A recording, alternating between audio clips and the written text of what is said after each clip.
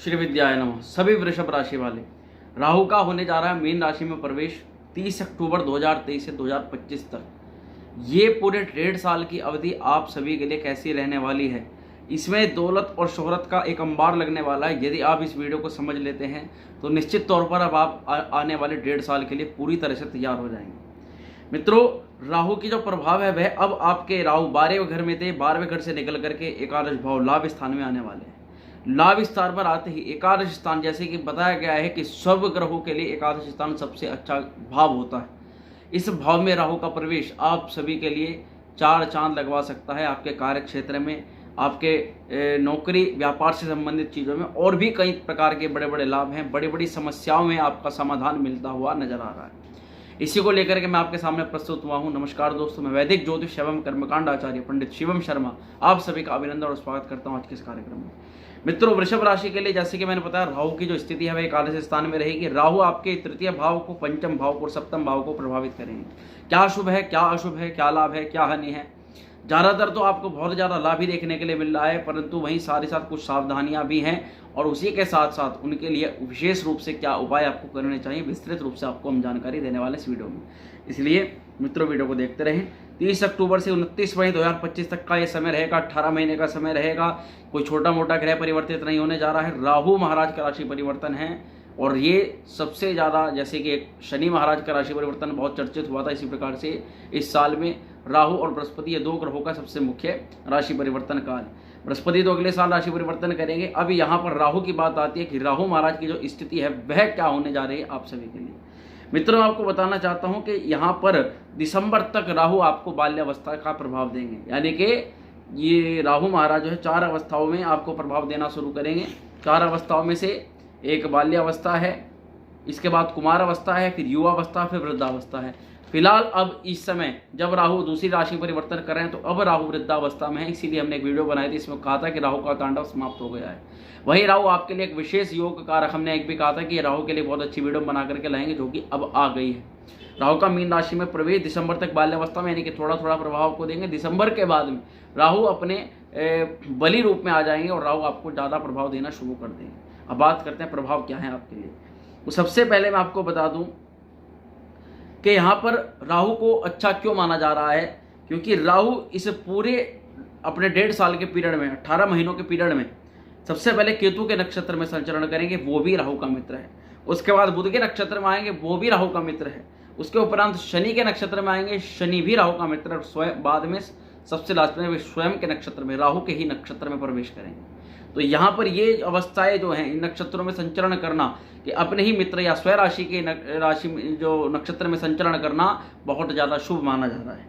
इसी के अलावा राहु जो है मीन राशि में संचरण कर रहे हैं और जो मीन राशि है वह समग्रही राशि है, देवगुरु बृहस्पति की राशि है। यहाँ पर राहु का समग्रही में आपका 2 तरह का प्रभाव हो सकता है, परंतु वहीं जो लोग सीधे साधे थे, जो सीधे तरीके से कोई भी उनको बेवकूफ़ बना रहा था और आपका नुकसान करवा रहा था, तो यहीं पर राहु का स्वग्रह जो है समग्रही राशि में प्रभाव आपको चालाक और तेज तर्रार बना देता है। अब आपका कोई भी जल्दी से मूर्ख नहीं बना सकता, कोई बेवकूफ़ नहीं बना सकता। इसीलिए यहाँ पर समग्रही राशि में राहु का प्रवेश जो है वो शुभ माना जा रहा है आपके लिए।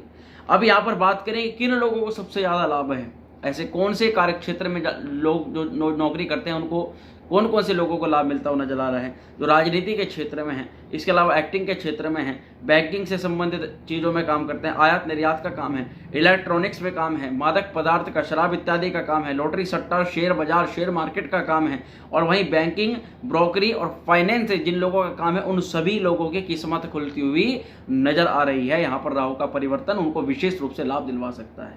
साथ ही बात करें जिन लोगों की विदेश यात्रा में बहुत ज़्यादा अड़चनें आ रही थी, विदेश यात्रा रुक गई थी, विदेश यात्रा के योग ही नहीं बन रहे थे, प्रबल योग बन रहे हैं 1000% या विदेश यात्रा के 1.5 साल के महीने में, इस 1.5 साल की अवधि में, 18 महीने की अवधि में आप यदि प्रयत्न करते हैं तो निश्चित रूप से आपको जो है प्रभाव देखने के लिए मिल सकता है। यदि आपकी कुंडली के अंदर ही राहु की स्थिति बहुत ज़्यादा खराब है, डाउन है, आपकी कुंडली के योग कारक ग्रह ध्वस्त हुए पड़े हैं, तब जाकर के कुंडली की विश्लेषण करवाने की आवश्यकता पड़ सकती है, यदि आपको ये प्रभाव राहु यहाँ ना दे।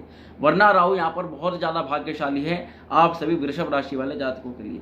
जो लोग मार्केटिंग से जुड़े हुए काम करते हैं, मार्केटिंग में है, उनको भी विशेष लाभ मिलता हुआ दिखाई दे रहा है। सबसे अच्छी बात तो यह है कि राहु जो यहाँ पर जो कर्ज वाले जो लोग हैं, जिन लोगों ने मोटा कर्ज ले रखा है, उनको विशेष रूप से लाभान्वित यहाँ पर करते हुए नजर आ रहे हैं। मोटा कर्ज या कर्ज के खत्म होने के प्रबल योग बनेंगे। जो कर्ज से संबंधित चिंताएं थी, टेंशनें थी, नया कर्ज इनको लेना था व्यापार के लिए, उनके लिए भी लाभ के संकेत दिखाई दे रहे हैं। वहीं जो लोग भावुकता में, दयालुता में, जिनका नाजायज फायदा उठा लिया गया है और जिनके जो है हक छीन लिए गए हैं, उनको भी यहाँ पर जो है बहुत ज़्यादा लाभ मिलता हुआ नजर आएगा। उधर ही साथ में बात करें, उधार देने से आपको बचेंगे। अब तक जो सीधा समझ करके आपने जिनको उधार दे दिया और आप खुद भी सीधे बन गए और जिस कारण से आपको नुकसान हुआ, तो अब भावुकता के कारण से उधार देना बंद कर दें, क्योंकि यहाँ पर विशेष रूप से राहु का प्रभाव आपको चालाक बना रहा है, तेज तर्रार बना रहा है। ये बात मैं आपको कहना चाहता हूँ। यहीं पर बैठ करके राहु आपके इनकम सोर्सों को बढ़ाने लग जाएं, क्योंकि एकादश स्थान लाभ का, इनकम का स्थान होता है। यहीं पर मीन राशि में जब समग्रही राशि में राहु का प्रभाव है, तो आपके इनकम सोर्स, एक से ज़्यादा इनकम सोर्स बन सकते हैं। आय के संसाधनों में वृद्धि हो सकती है। लाभ कमाने का आप पूरा प्रयत्न करेंगे, यानी कि आपका जो बुद्धिमत्ता रहेगी, अपने काम को कैसे चलाएं, कैसे बढ़ाएं, कैसे अपने कार्य में प्रगति लेंगे, कैसे नई नौकरी को प्राप्त करें, कैसी अच्छी इनकम जनरेट करें, इन सभी चीज़ों में आपका दिमाग बना हुआ रहेगा। उसी के साथ में परिवार रिश्तेदारों से तालमेल भी बेहतर होंगे ही होंगे। छोटे बड़े भाई बहनों से जो भी तालमेल अब तक खराब हुए थे, किसी भी कारणवश वह तालमेल भी सुधरेगी। उनके कारण से आपको जो नुकसान हुए हैं, उन नुकसान की भरपाई भी राहु आपको करवा देगा, निश्चित रहिए।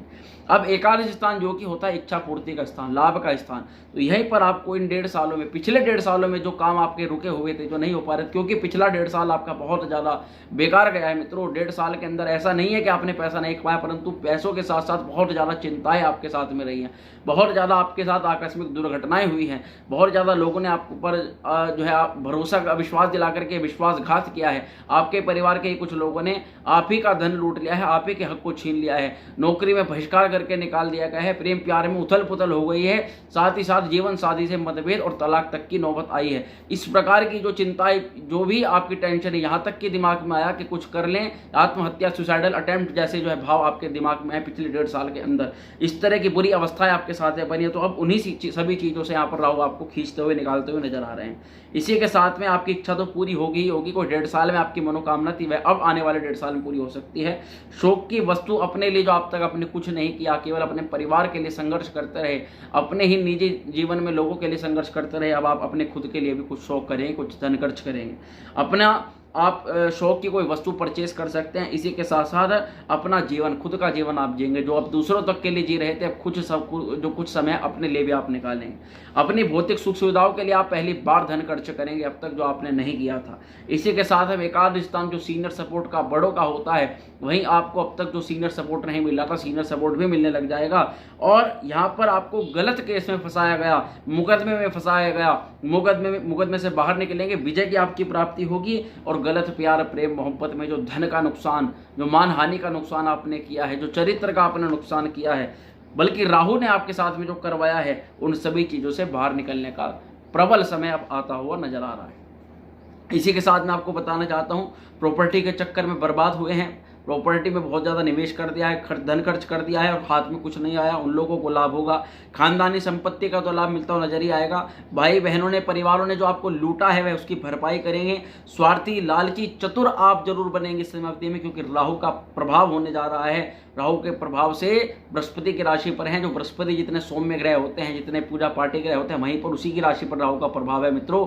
तो आप इस समय अवधि में चतुर, चालाक, तेज तर्रार, अपना काम निकालने के लिए लालची, चतुर और स्वार्थी बन सकते हैं। और अपना कार्य निकालने के लिए स्वार्थी बनना कोई बुरी बात नहीं होती। इसी के साथ साथ बहुत लूटा है आपको अपने ही कुछ लोगों ने, उन सभी का ठिकाने लगाने के लिए आप आने वाले हैं। उन सभी को जीवन से बाहर निकाल देंगे और आप हाथ जोड़ करके या किसी भी तरह से उनको कहेंगे, भैया आप अपना काम हम अपना आप करेंगे, तुम अपने यहाँ से बाहर निकलो। अब उन लोगों को आप पहचान जाएंगे जो अब तक आपका नुकसान कर रहे थे। किसी से अफेयर था, मैरिज में कन्वर्ट हो सकता है।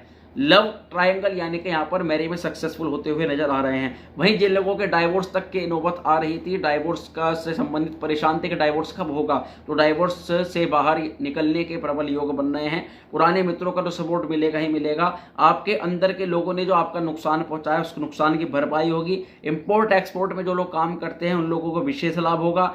ख्याति और मान सम्मान आपका जो गया था वह आपको वापस मिलेगा। इलेक्ट्रॉनिक सोशल मीडिया में जो लोग अपना फेमस होना चाहते थे, एक नाम एक प्रसिद्धि चाहते थे, उन लोगों को अब राहु यहाँ पर फेमस रातों रात, क्योंकि राहु का कार्य होता है रातों रात व्यक्ति को अर्श से फर्श तक, फर्श से अर्श तक पहुंचा देना, तो वही लोगों को फेमस करता हुआ यहाँ पर राहु नजर आ रहा है। इसी के साथ साथ लोटस सट्टा में जिन लोगों को बड़ा नुकसान हुआ था उनकी भरपाई होगी। वैवाहिक जीवन से आपको थोड़ा सा बच करके रहना है, क्योंकि राहु का प्रभाव सप्तम भाव पर बना हुआ है। ये थोड़ा सा निगेटिव पॉइंट है, मैं आपको 2-4 चीजें बताऊंगा, ध्यान से सुनिए। वहीं आपको वैवाहिक जीवन में आपको पूरा 1.5 साल बच करके रहना है।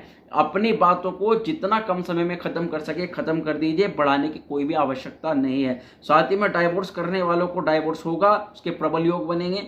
जीवन साथी का जो अफेयर है, पार्टनर का अफेयर है, इन चीज़ों का विशेष ध्यान रखना है। कई बार व्यक्ति अपने कार्यों पर लग जाता है, अपने पार्टनर पर उसका ध्यान नहीं होता।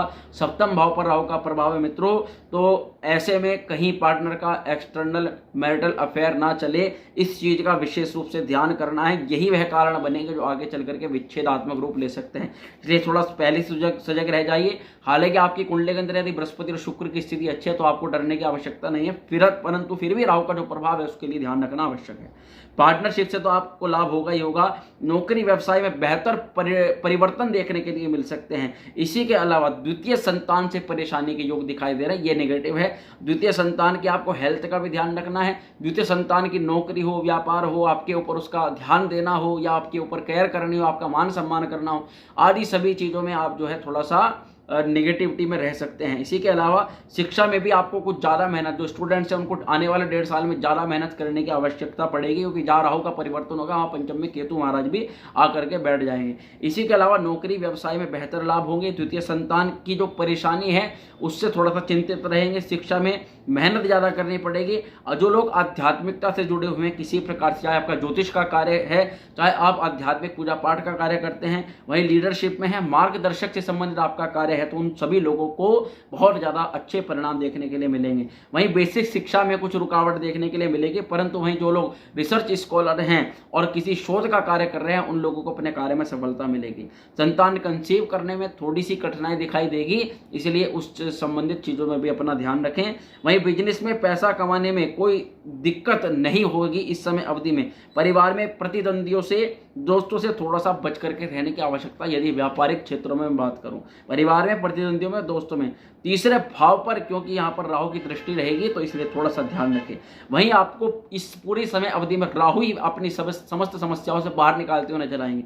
युद्ध नीति, रणनीति आदि, या करो या मरो, ये स्थिति यहाँ पर राहु आपको बना करके रखेगा। अब गलत विवाह से बचना भी है 1.5 साल। राहु का जो दृष्टि है वह सप्तम भाव पर है। विवाह कर रहे हैं, सोच समझ करके जन्म पत्रिका मिलाने के साथ साथ आंतरिक और बाह्य गतिविधि चेक करने के बाद ही विवाह का निर्णय करें, तभी आपके लिए सर्वश्रेष्ठ रहेगा। अब यहाँ पर सरकार से तो आपको लाभ ही लाभ होगा।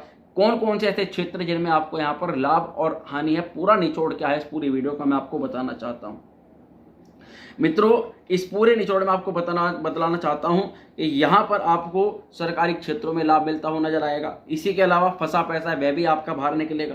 कर्ज से आपको मुक्ति मिलेगी। संतान पक्ष से थोड़ा सा आपको सावधान रहना है। वहीं आपको मैरिड लाइफ से भी सावधान रहना है। स्वास्थ्य आपका बहुत बढ़िया रहेगा। और सबसे अच्छी बात है कि इस पूरी समय अवधि में जो आत्मविश्वास आपका घटा था वह आत्मविश्वास पूरा बढ़ा चढ़ा रहेगा। आपको थोड़ी सी पेट और यूरिन से संबंधित दिक्कतें हो सकती हैं। फिर भी इस पूरे समय अवधि को और बेहतर और अच्छा बनाने के लिए क्या सर्वश्रेष्ठ उपाय आपको करने चाहिए? चंदन का तिलक प्रतिदिन लगाना चाहिए। शिव चालीसा का प्रतिदिन पाठ करना चाहिए। राहु के बीज मंत्र का ओम ब्रह्म राहवे नमः प्रतिदिन 108 बार जाप करना चाहिए। मैं आशा करता हूँ वीडियो आपको अच्छी लगी होगी। वीडियो पसंद आई इसको लाइक शेयर जरूर कर दें। चैनल पर यदि पहली बार हो सब्सक्राइब कर दें। ओम श्री विद्याय नमः।